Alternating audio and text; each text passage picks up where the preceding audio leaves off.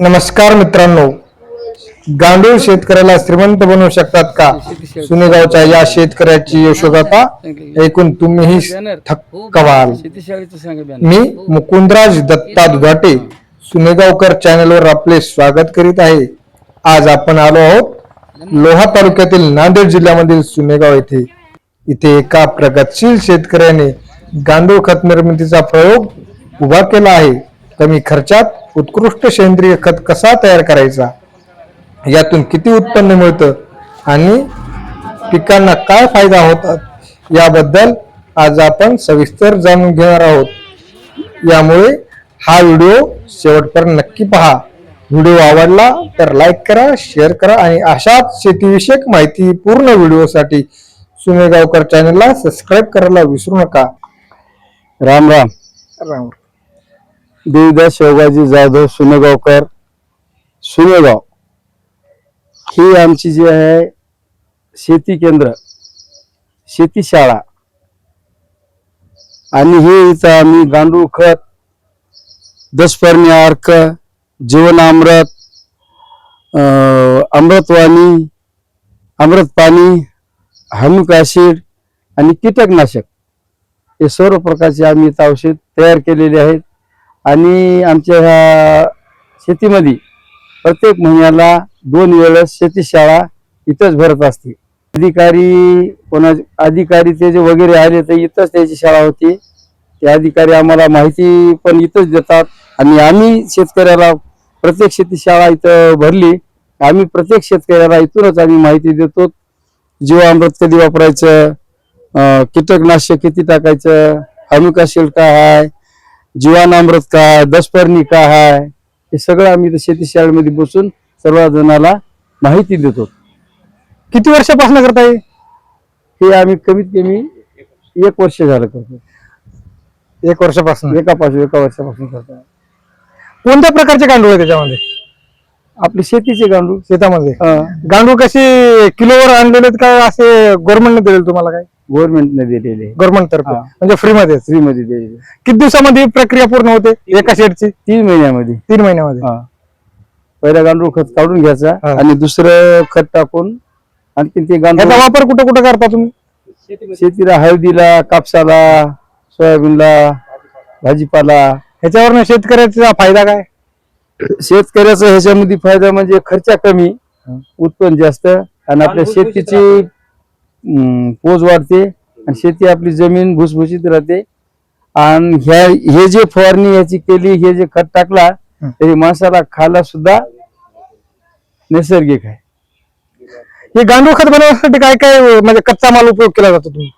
गांडूळ खतासाठी हे आपलं उकड्यातला खत, चिपाड, पराठी, पाला हे टाकून, सोयाबीनची गुळी, हे शेणखत टाकून बेड तयार करून त्याच्यापासून गांडूळ खत तयार करतात. गांडूळ खत तयार होण्यासाठी किती दिवस लागतात अंदाजे कालावधी? 2.5 ते 3 महिने. 2.5 ते 3 महिने. डेली याची प्रोसेस काय असते? दररोजची प्रोसेस? दररोज म्हणजे काय, पाणी टाकायचं 4 दिवसाला, 2 दिवसाला, 3 दिवसाला, जसं पाणी कमी असेल तसं पाणी टाकायचं त्याला. एका बेड मधनं किती गांडूळ खत तयार होतो? किती किलो? 6 क्विंटल. 6 क्विंटल तयार होतो. हे गांडूळाची काळजी कशी घेता तुम्ही रोजच्या रोज? गांडुळाची हे सावली करणं, त्याच्यावर रोजच्या रोज पाणी टाकणं, वलावा टिकून ठेवणं, ही गांडुळाची.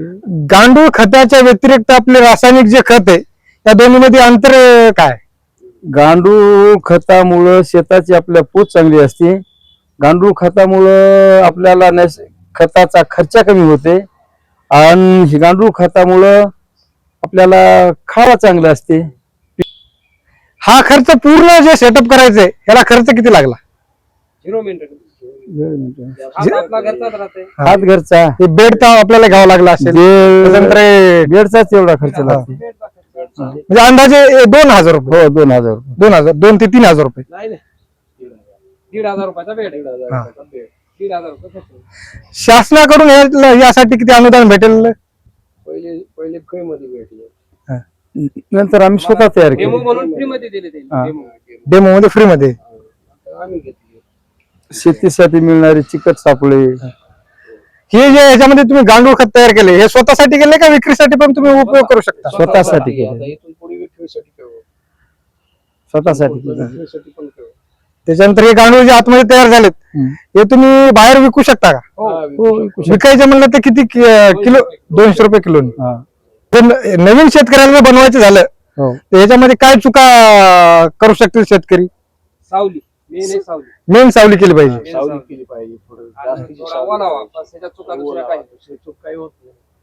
उन्हाळ्यामध्ये काय काळजी घेतली पाहिजे? सावलीची काळजी घ्यायला पाहिजे. गांडूळ पावसाळ्यामध्ये तिन्ही ऋतूमध्ये गांडूळ खत तयार होऊ शकतो. हो तिन्ही ऋतूमध्ये गांडूळ. पावसाळ्यामध्ये पाणी जास्तीच होऊ द्यायचं नाही. गांडूळ खत निर्मिती करू इच्छिणाऱ्या शेतकऱ्यांसाठी तुमचं काय म्हणणं आहे? बाबा जे नवीन करू इच्छितात त्यांच्यासाठी काय म्हणणं आहे तुमचं? त्यांना चांगलं आहे. काय सांगणे? विषमुक्त शेती होऊ शकते गांडूळ खतामुळे. आपण रासायनिक माळव शेती काही करायला आपणच विष फवाराल्या तेच आपणच खाल्ले. त्याच्यामुळे गांडूळ खतामुळे खताचा प्रमाण झाल्यामुळे कॅन्सरचं प्रमाण जास्त झालं त्याच्यामुळे. 2200 रुपयाला डीएपीचं पोतं झालंय. हे तुमचं एक पोतं नेलं तर त्या डीएपीची बरोबर हो. 2200 तर पैसे तिथं वाचायला इथं सहा 6 क्विंटल क्विंटल म्हणजे म्हणजे 12 पोत्याचा खर्च वाचतो. 12 पोत्याचा 12 पोते डीएपीचा खर्च आता एक मी गांडूळ भेंडी खतामध्ये लावलेली आहे तिला एकही खत टाकला नाही. फक्त गांडूळ खत 2दा टाकलं. आता तिसरी वारीला रडे आहे माझा टाकायचा. हा.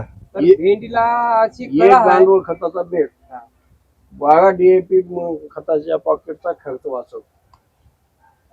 आणि रसायन मुक्त शेती खायला अन्न चांगलं कर. हा. त्याच्यामुळे हे खताचा वापर सगळ्या शेतकऱ्यांनी शेतकऱ्यांनी करायचा. हे केला पाहिजे. का तर उत्पन्न जास्त आणि खर्च कमी आपले आणि आपल्या शरीराला खायला चांगलं, बिमाऱ्या पडत नाहीत त्याच्यामुळे.